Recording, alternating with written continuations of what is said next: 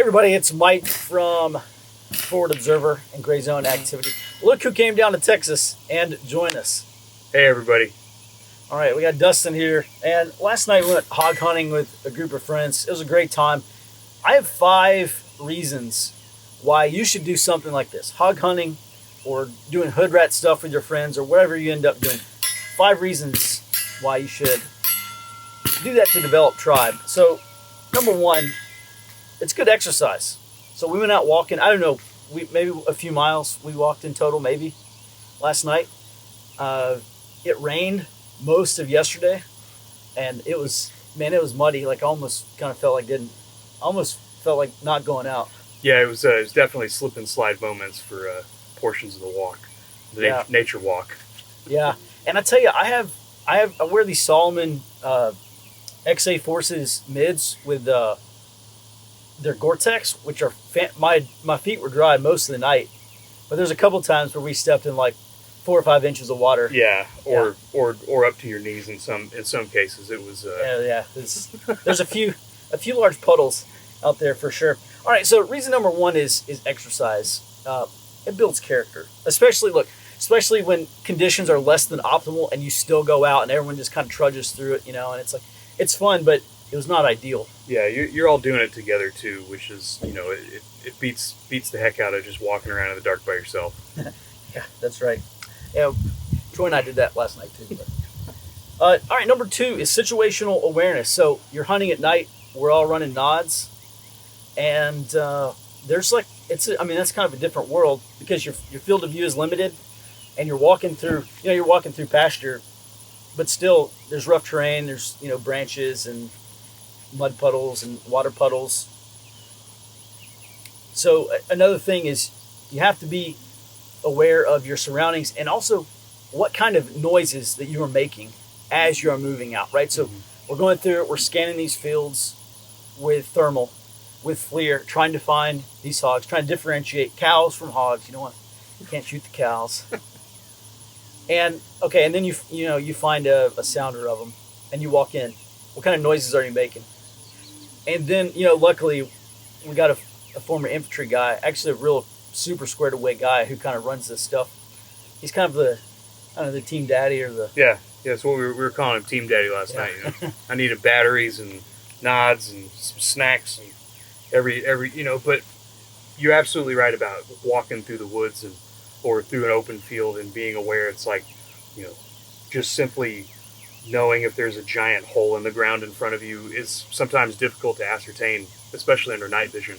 And so being able to switch back and forth and knowing when it's appropriate to be under nods too is definitely beneficial. It's like some guys like to run 2 eyes or 1 eye.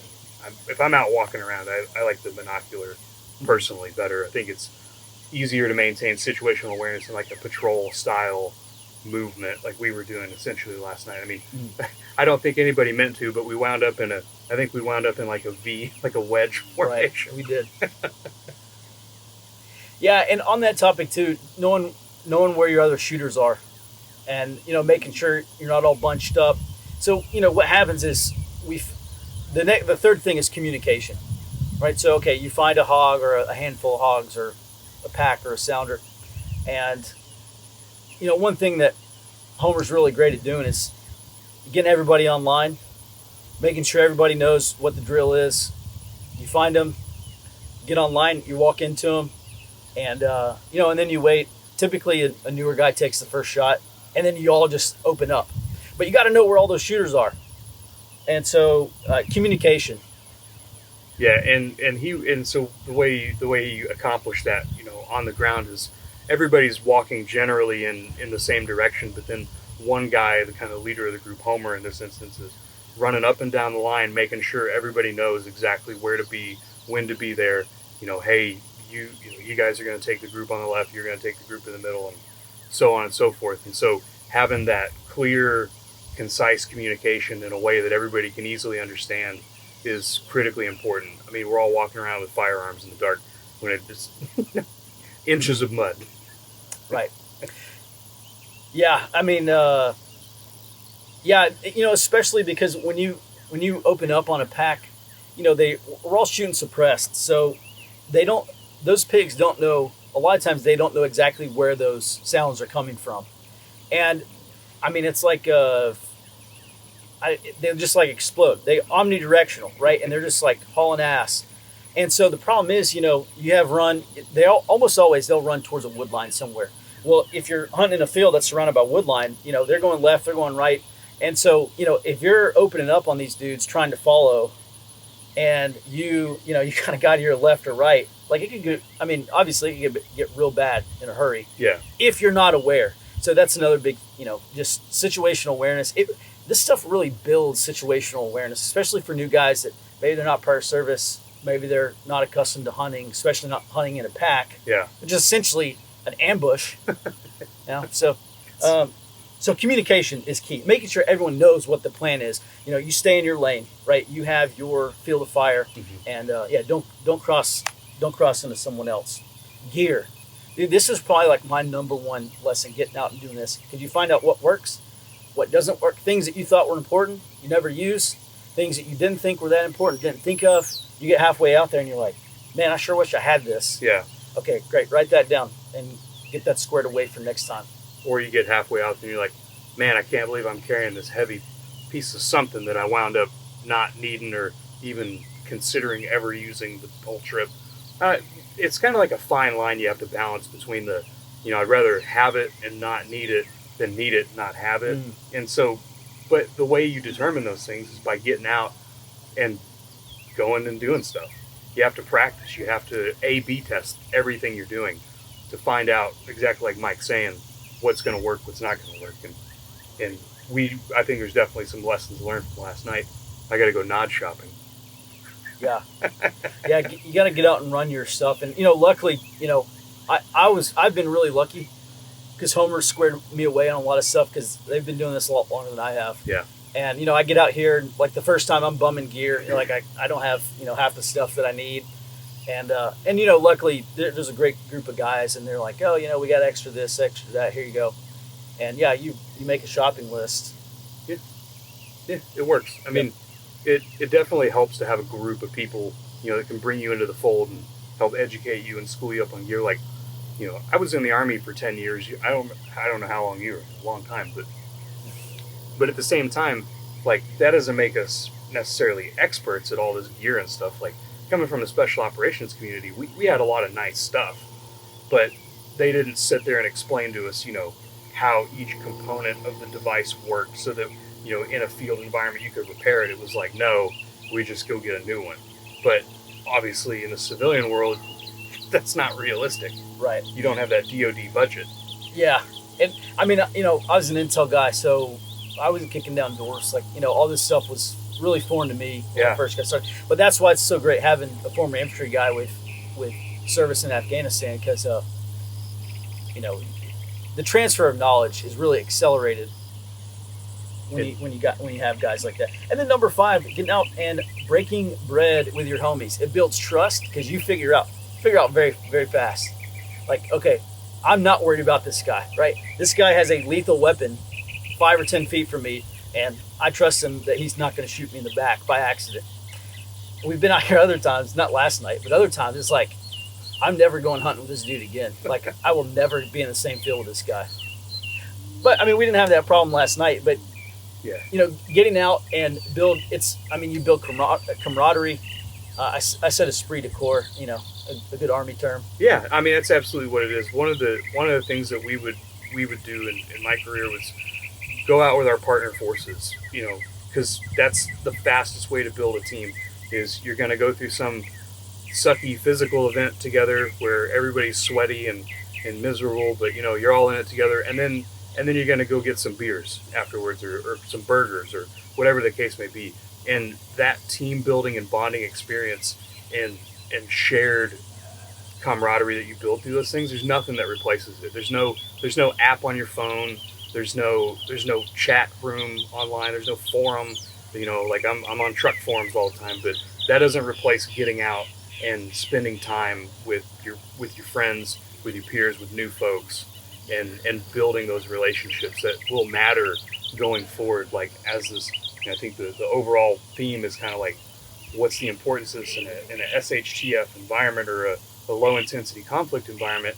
These relationships are absolutely critical, and we've kind of lost the focus on that as a society. So, like, I had a great time, and I strongly recommend, if you guys have never been hog hunting, go do it. Find a group, go with them. Even if you don't have all the gear, bum gear, whatever you got to do. Be smart, learn, listen, ask questions, take advantage of the knowledge around you, and learn new skills and abilities so that you can be value added to your community and your own network. Mm. Yeah, that's something we were talking about earlier this morning. Is there's a big focus on individual preparedness. Like, okay, I got my guns and ammo, and I got my food and water, and my solar panels, and whatever. And our message basically is, that's great. Find one or two like-minded people and start building some like level of kind of what I would call operational preparedness, right? So it's not just you. Find a neighbor and get him squared away. Okay, now you got two people. Find 2 or 3 or 5 other dudes. Okay, great. Now you're up to, keep going. Now you're up to 5 or 10 guys. And I mean, when the shit hits the fan, like those are 5 or 10 dudes that I know. They're competent. They're squared away. I know their gear works. We all run the same gear. And, I mean, it's kind of like, in the Army, you spend so much time with your section or your squad, you form really tight bonds and you build a level of trust. You can't build that level of trust without going through some adversity. So yeah, hog hunting is great. It doesn't have to be hog hunting. It can be whatever. Go take a swiftwater rescue class. If you live in areas with flash flooding, go take an SUT course. Get off the square range, and go through some adversity, because that's really what builds teamwork and builds trust. And man, that is what we need this decade. I don't want, I'd rather have 5 or 10 dudes who are squared away and maybe they're not as prepared as they should be, than 5 or 10 people who are individually prepared. They've never worked together. They haven't built these bonds, and and they focused on gear. Yeah. What's that saying? Knowledge makes up for lack of gear, or something like that. What's it saying? I'm not familiar. And it weighs nothing. Yeah. Knowledge trumps gear. Yeah. Right. The more knowledge you have, the less gear you actually need. I mean, it doesn't mean you don't need any gear, but at the same time, you learn how to adapt and improvise and boil things down to really what matters. But being able to develop and figure that stuff out is way easier when you have a team of people that you can bounce ideas off of, bounce, equipment recommendations or whatever, rather than just going it alone, trying to be the one man wolf pack. Like, it's a nice idea in video game world, and that's about it. So it's a great experience, man. They're definitely getting out and being involved, going and doing things, new experiences, things where you can take a group of people. I mean, this can extend not only your personal group of friends, but even coworkers and people at work who you want to build relationships with. If you're in a metropolitan area, there's usually some sort of, adversity struggle you can sign up for with a team of people, and build those relationships, put your heads together, and really strengthen your position in the world, rather than just being constantly divided and pushed apart. I don't know, rant complete, I guess. Yeah. Well, thanks everybody for watching. It's been great having Dustin down here. Maybe he can come back in the fall, and we'll do this again. Have some more takeaways from you. So head over to ForwardObserver.com. Catch we're doing a daily show now called the Daily Essay. If you haven't seen it, daily intel brief. And www.grayzoneactivity.com. We have some courses coming up we just added courses in Las Vegas. We'll be in Houston, Pennsylvania, going back to Salt Lake City. We got some surveillance courses coming up as well, and surveillance detection courses as well. So, all right, thanks for watching. Until next time, be well and stay out front.